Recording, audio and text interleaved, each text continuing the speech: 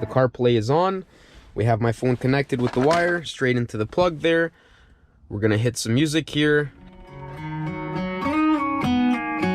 We're gonna go back to the BMW screen, pressing and holding. And we're gonna hit the volume and show you it decreases.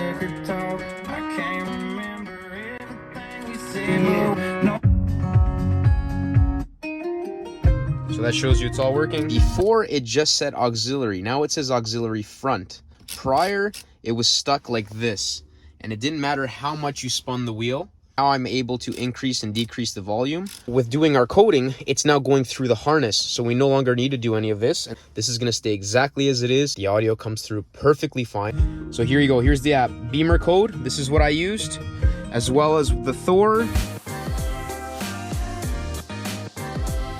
First step, ignition on. Next up, we're gonna connect to the Wi-Fi adapter. We're gonna open the Bimmer code app. We're gonna hit connect. And then it's gonna select the THOR. We're gonna hit connect in the bottom right corner. And then it's gonna say the chassis. This is an X5. We're gonna continue. Okay, so we're gonna go into the head unit.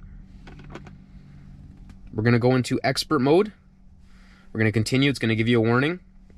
And then in HMI, the top one, you're gonna scroll down and find this one here, CDMM auxiliary HU. That one. You make sure that's active. Mine was niche active, so not active. Make it active. So that was in the 3000 HMI, the top one. So the 3003 menu, this one here. And then we are going to scroll down. This said CDMM underscore USB underscore audio underscore single. And that is active prior, and now it's niche active, so disabled. There was also one for audio double. I also made that one niche active. That one was, I believe, active before. And then we have the Bluetooth one, which I've also disabled because we are no longer using Bluetooth with the factory stereo. You're going to be using it with the Android screen if you wanted to use it. And then yours is going to be illuminated. It's going to say code. You're going to hit the code.